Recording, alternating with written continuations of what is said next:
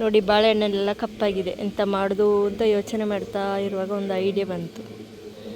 ನೋಡುವ ಬನ್ನಿ ಏನೇನು ಮಾಡ್ತೇನೆ ಅಂತ ನೋಡ್ಕೊಂಡು ಬನ್ನಿ. ನೋಡಿ ಬಾಳೆಹಣ್ಣನ್ನು ಈ ಥರ ಸಿಪ್ಪೆ ತೆಗೀರಿ. ಇದು ನಾನು ನೇಂದ್ರ ಬಾಳೆಹಣ್ಣು ತಗೊಂಡಿದ್ದೀನಿ.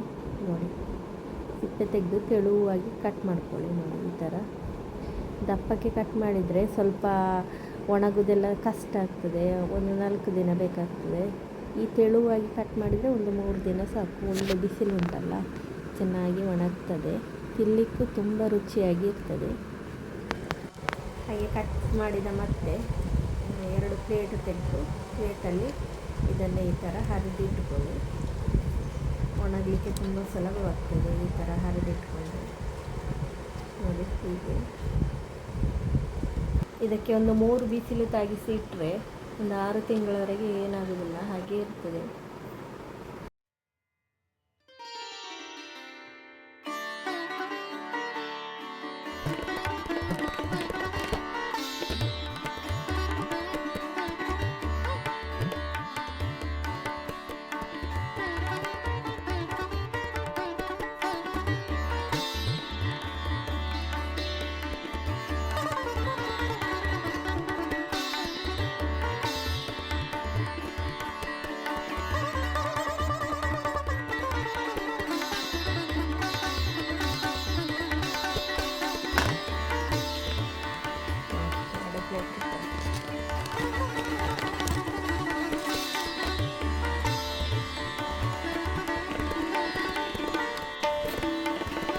ನೋಡಿ ಒಣಗಲಿಕ್ಕಿಟ್ಟೆ ಚೆನ್ನಾಗಿ 3-4 ದಿನ ಒಣಗಬೇಕು. ಒಳ್ಳೆ ಬಿಸಿಲು ಬಂದರೆ 2 ಬಿಸಿಲು ತೆಗೆದು ಸಾಕು.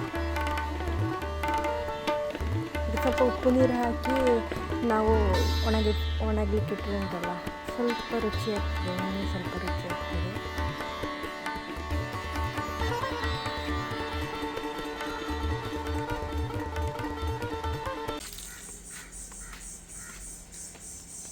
ನೋಡಿ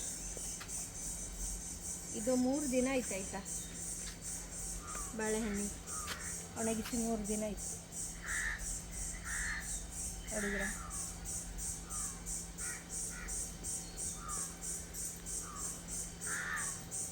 ಸೂಪರ್ ಆಗಿದೆ.